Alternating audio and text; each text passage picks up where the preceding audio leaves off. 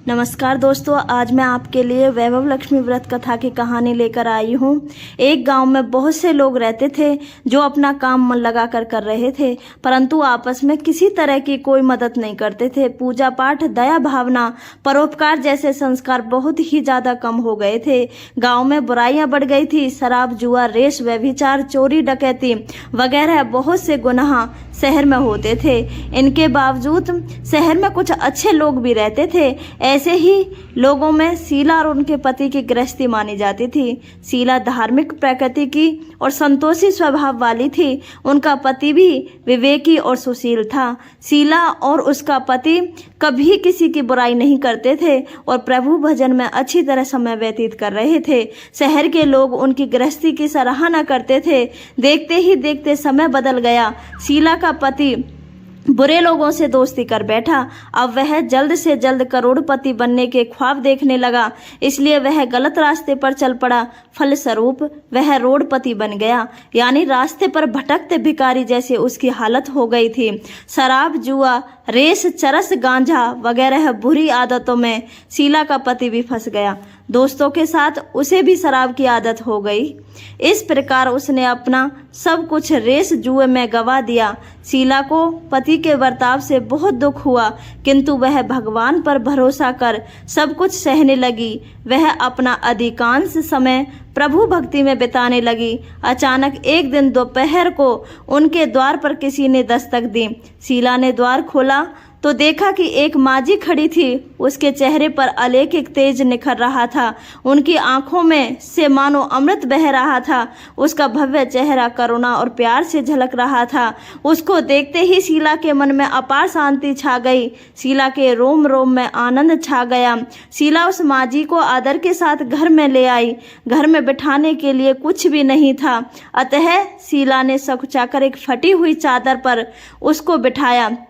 माजी बोली, क्यों शीला, मुझे पहचाना नहीं? हर शुक्रवार को लक्ष्मी जी के मंदिर में भजन कीर्तन के समय मैं भी वहां आती हूँ। इसके बावजूद शीला कुछ समझ नहीं पा रही थी। फिर माजी बोली, तुम बहुत दिनों से मंदिर नहीं आई, अतः मैं तुम्हें देखने चली आई। माजी के अति प्रेम भरे शब्दों से शीला का हृदय पिघल गया। उसकी आंखों में आंसू आ गए और वह बिलक बिलक कर रोने लगी। माजी ने कहा, बेटी, सुख और दुख तो धूप और छांव जैसे होते हैं। धैर्य रखो बेटी, मुझे तेरी सारी परेशानी बता। माजी के व्यवहार से शीला को काफी संबल मिला। सुख की आस में उसने माजी को अपनी सारी कहानी कह सुनाई। कहानी सुनकर माजी ने कहा, कर्म की गति न्यारी होती है। हर इंसान को अपने कर्म भुगतने पड़ते हैं, इसलिए तू चिंता मत कर। अब तू कर्म भुगत चुकी है, अब तुम्हारे सुख के दिन अवश्य आएंगे। तू तो माँ लक्ष्मी जी की भक्त है। माँ लक्ष्मी तो प्रेम और करुणा की अवतार हैं। वे अपने भक्तों पर हमेशा ममता रखती हैं, इसलिए तू धैर्य रखकर माँ लक्ष्मी का व्रत कर, इससे सब कुछ ठीक हो जाएगा। शीला के पूछने पर माजी ने उसे व्रत की सारी विधि भी बताई।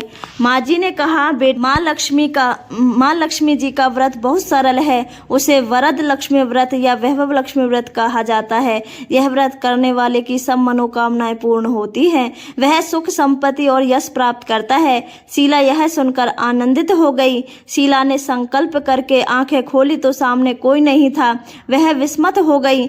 माजी ने कहाँ गई? शीला को तत्काल यह समझते देर न लगी कि माजी और कोई नहीं थी, साक्षात लक्ष्मी जी थी।